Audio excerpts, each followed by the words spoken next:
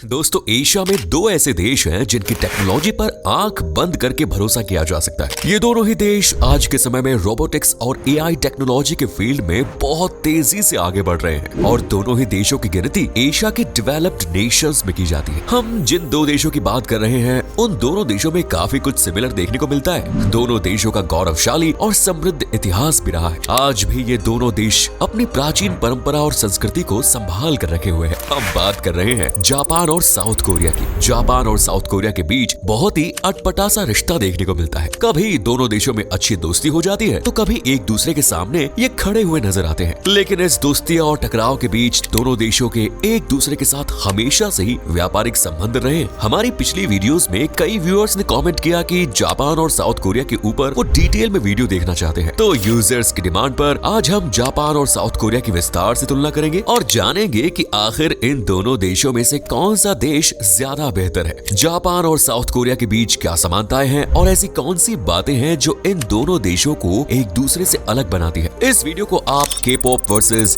J pop, sushi versus kimchi और anime versus BTS भी कह सकते हैं। तो देर किस बात की, अपना सीट बेल्ट बांधे अच्छे से और निकलते हैं जापान और साउथ कोरिया की शानदार और जानदार डिजिटल सफर पर। सबसे पहले बात करते हैं पॉपुलेशन एंड एरिया की। जापान की टोटल पॉपुलेशन 12 करोड़ 40 लाख के आसपास है, तो वहीं साउथ कोरिया की आबादी 5 करोड़ 20 लाख है। हालांकि दोनों देशों में एक बात कॉमन है, यहाँ पर अधिकतर आबादी शहरों में ही रहना पसंद करती है, जबकि देश के कई इलाके ऐसे हैं जो पूरी तरह से सुनसान और वीरान है। दोनों देशों में शहरों में आपको अधिक भीड़ भाड़ देखने को मिलेगी। जापान की कैपिटल सिटी टोक्यो है और ये दुनिया में सबसे अधिक आबादी वाला शहर भी माना जाता है। टोक्यो की आबादी 3 करोड़ 70 लाख के आसपास है। दूसरी ओर साउथ कोरिया की राजधानी का दर्जा सियोल को प्राप्त है और इस शहर में लगभग 98 लाख लोग रहते हैं। एरिया की बात करें तो साउथ कोरिया का कुल एरिया मात्र 1 लाख वर्ग किलोमीटर है, वहीं जापान का टोटल एरिया 3,77,000 स्क्वायर किलोमीटर है। हिस्ट्री एंड डिप्लोमेटिक रिलेशंस की दोस्तों, जापान और कोरिया का इतिहास हजारों साल पुराना है। यहाँ पर कोरिया हमने इसलिए कहा क्योंकि इतिहास में साउथ कोरिया और नॉर्थ कोरिया एक ही देश होते थे। दोनों देशों में अलग अलग समय पर अलग अलग राजाओं और राजवंशों ने लंबे समय तक शासन किया। समुद्री मार्ग से इन दोनों देशों के बीच ट्रेड के सबूत भी हमें देखने को मिलते हैं। दोनों देशों के बीच कड़वाहट का दौर 20th सेंचुरी से शुरू हुआ। साल 1910 में जापान ने कोरिया पर आक्रमण कर इसे अपना उपनिवेश बना लिया। अगले 35 सालों तक कोरिया जापान के अधीन रहा। साल 1945 में सेकेंड वर्ल्ड वॉर के दौरान जब अमेरिका ने जापान पर परमाणु बम गिराए, उसके बाद जापान ने आत्मसमर्पण किया और कोरिया को आजादी मिली। हालांकि इसके बाद कोरिया में सिविल वॉर की शुरुआत हो गई। ये लड़ाई कम्युनिज्म वर्सेस कैपिटलिज्म की थी। कोरिया के एक हिस्से में रूस का प्रभाव अधिक था तो दूसरे हिस्से में अमेरिका लोकतांत्रिक सरकार बनाने पर जोर दे रहा था। कई सालों तक युद्ध चलने के बाद कोरिया 2 भागों में विभाजित हो गया। साउथ कोरिया को अमेरिका का संरक्षण मिला और इस देश ने तरक्की की राह पकड़ी। जापान को भी अमेरिका का सपोर्ट मिलता रहा और इस देश ने टेक्नोलॉजी के फील्ड में तेजी से काम किया। आज भी कई ऐसे टेक्नोलॉजी हैं जो हमारे लिए नई हो सकती है, लेकिन जापान में उनका इस्तेमाल 25 सालों से किया जा रहा है और वो टेक्नोलॉजी जापान में आउटडेटेड हो चुकी है। साल 1965 में जापान और कोरिया के बीच डिप्लोमेटिक रिलेशंस स्टैब्लिश हुए। हालांकि दोनों देशों के रिश्तों में उतार चढ़ाव का दौर भी जारी रहा। साउथ कोरिया के लोगों से जापान ने बंधुआ मजदूरी कराई थी। इस कठोर इतिहास के कारण साउथ कोरिया के लोग अक्सर जापान के लोगों को ईर्ष्या की नजरों से देखते हैं। हालांकि जापान इसको लेकर सार्वजनिक तौर पर माफी भी मांग चुका है और मुआवजे का ऐलान भी कर चुका है। अमेरिका दोनों देशों के बीच सुलह कराने की कोशिश कर रहा है। ये बात भी सब जानते हैं कि इसके पीछे अमेरिका का अपना स्वार्थ है। जापान और साउथ कोरिया की मदद से अमेरिका एशियाई महाद्वीप में अपना दबदबा मजबूत करना चाहता है। फिलहाल साउथ कोरिया और जापान के रिश्तों में सुधार देखने को मिल रहा है। डिफेंस, सिक्योरिटी, इकोनॉमी और टेक्नोलॉजी जैसे सेक्टर्स में दोनों देश साथ मिलकर काम कर रहे हैं। GDP and per capita income, दो देशों के बीच जब भी कंपैरिजन होता है तो वहाँ की इकोनॉमी के बारे में जरूर बात होती है। दोनों देशों की आर्थिक व्यवस्था कैसी है, यही असल में वहाँ के लोगों के हालात बयां कर देती है। जापान की जीडीपी $4.1 ट्रिलियन।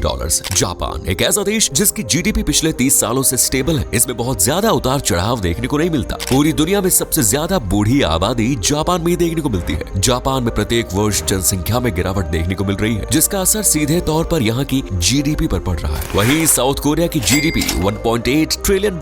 देखने पर जापान की जीडीपी ज्यादा लग रही है, लेकिन ये बात बिल्कुल ना भूले कि जापान की पॉपुलेशन भी साउथ कोरिया से काफी अधिक है। जापान के लोगों की सालाना आय प्रति व्यक्ति $33,500 है, तो वहीं साउथ कोरिया के लोग औसतन $35,000 से अधिक की कमाई हर साल करते हैं। साउथ कोरिया में लोगों का स्टैंडर्ड ऑफ लिविंग भी काफी हाई है। हालांकि यहाँ रहने का खर्चा जापान के मुकाबले कम है। जापान भले ही महंगा है, परंतु यहाँ के लोग सादा जीवन, उच्च विचार की जीवन शैली अपनाते हैं। जापान और साउथ कोरिया दोनों ही टेक्नोलॉजी के फील्ड में बेमिसाल तरक्की कर रहे हैं। जापान अपनी ऑटोमोबाइल इंडस्ट्री, एआई और रोबोटिक्स के लिए प्रसिद्ध है। सोनी, पैनासोनिक, टोयोटा जैसी कंपनियां जापान के ही देन है। वहीं साउथ कोरिया भी इस मामले में किसी से कम नहीं। किया और सैमसंग कंपनी साउथ कोरिया की है और शायद इससे ज्यादा यहाँ के टेक्नोलॉजी के बारे में हमें बताने की जरूरत नहीं। इसके अलावा साउथ कोरिया अपनी कॉस्मेटिक इंडस्ट्री के लिए भी फेमस है। ये दोनों देश हर साल R&D पर जीडीपी का करीब 4 से 5% खर्च करते हैं और यही कारण है कि इन देशों में हमें लेटेस्ट टेक्नोलॉजी और इनोवेशन देखने को मिलता है। Language, religion and education. Japan की ऑफिशियल लैंग्वेज जापानीज है और 99% लोग इसी लैंग्वेज में बात करते हैं। यहाँ के लोग इंग्लिश समझ लेते हैं लेकिन बोलने में हिचकिचाहट महसूस करते हैं। वहीं साउथ कोरिया के लोग सबसे अधिक कोरियन लैंग्वेज बोलना पसंद करते हैं। पूरे देश में कोरियन भाषा ही सबसे अधिक बोली जाती है। इसके अलावा लोग इंग्लिश लैंग्वेज भी समझ और बोल लेते हैं। जापान के लोग धार्मिक और आध्यात्मिक प्रवृत्ति के माने जाते हैं। देश की 51% आबादी फोल्क शिंटो धर्म को मानने वाली है और लगभग 35% लोग बौद्ध धर्म को फॉलो करते हैं। इसके अलावा 2.3% लोग ईसाई धर्म को मानते हैं और 7% लोग किसी भी धर्म को नहीं मानते। साउथ कोरिया में 17% आबादी ईसाई धर्म को मानने वाले लोगों की है और 16% आबादी मुसलमानों की है। 60% लोग इस देश में ऐसे हैं जो किसी भी धर्म को नहीं मानते।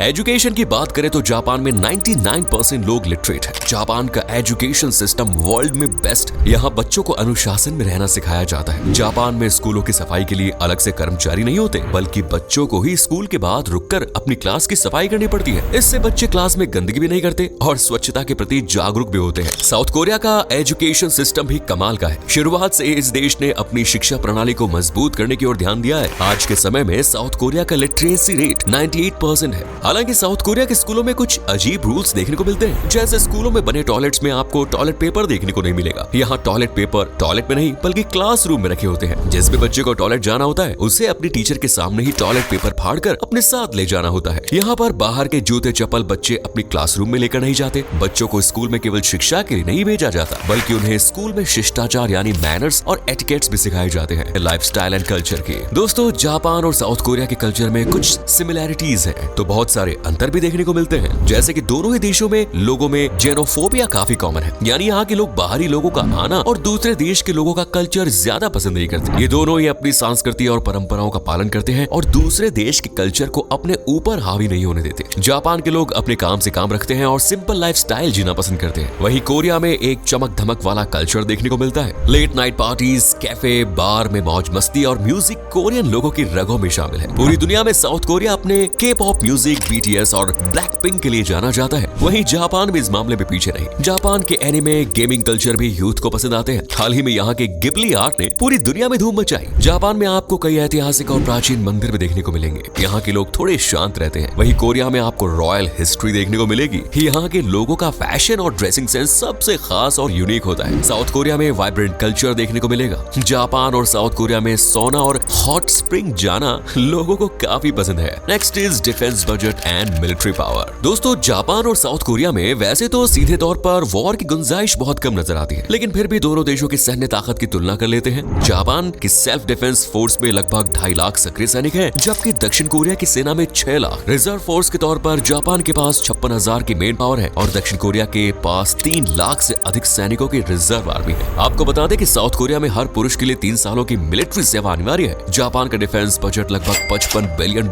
के आसपास है। वहीं साउथ कोरिया हर साल $48 बिलियन अपनी मिलिट्री को मजबूत बनाने में खर्च कर रहा है। जापान और कोरिया दोनों ही देशों के पास हाई टेक्नोलॉजी वाले हथियार और मिसाइल्स हैं। जापान के पास F-35 जैसे आधुनिक लड़ाकू विमान है, तो अपनी नेवी को मजबूत बनाने की दिशा में जापान काम कर रहा है। साउथ कोरिया के पास F-15K और KF-X जैसे फाइटर जेट्स है। साथ ही आधुनिक पनडुब्बियां, बैलिस्टिक मिसाइलें और ब्रह्मोस मिसाइल भी साउथ कोरिया के पास है। साउथ कोरिया और जापान दोनों में से किसी भी देश के पास न्यूक्लियर वेपन्स मौजूद नहीं है।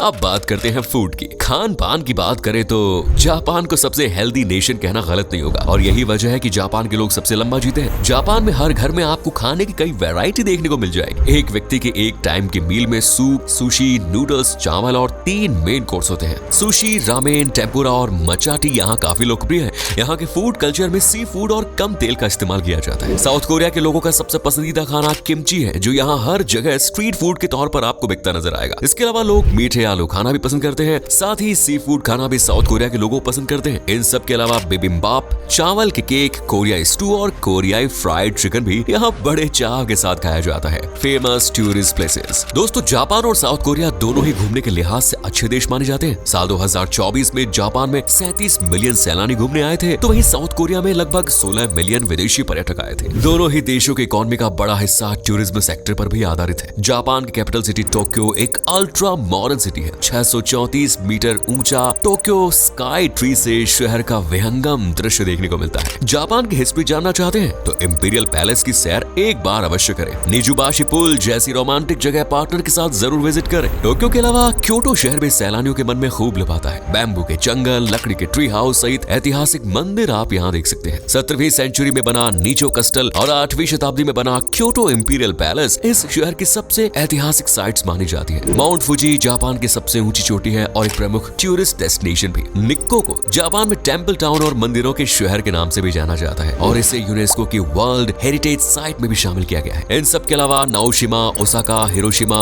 नारा, ओकिनावा जैसी कई जगह भी आप जापान में घूमने के लिए जा सकते हैं। वहीं साउथ कोरिया में घूमने की बात करें तो आप कैपिटल सिटी सियोल से कर सकते हैं। ग्योंगबोकगंग पैलेस इस शहर का सबसे प्रमुख आकर्षण का केंद्र है। सियोल की 4 जगहों को यूनेस्को ने विश्व ऐतिहासिक धरोहर का दर्जा दिया है, जिनमें चांगदेओ गंग महल परिसर, हवासोंग किला, जोंगम्यो तीर्थ स्थल और जोसियन राजवंश के शाही मकबरे, जेजू आइलैंड, बुकचोन हनोक गांव और नेशनल म्यूजियम ऑफ कोरिया जैसी कई शानदार जगह भी आप विजिट कर सकते हैं। तो दोस्तों, ये थी जापान और साउथ कोरिया के बारे में पूरी जानकारी है। उम्मीद आपको अच्छी लगी होगी। अब आप कमेंट करके बताएं कि इन दोनों में से कौन सा देश आपको ज्यादा अच्छा लगा और अगर आपको मौका मिले तो आप कहां घूमने जाना पसंद करेंगे। आज के लिए इतना ही, मिलते हैं नए वीडियो में। धन्यवाद।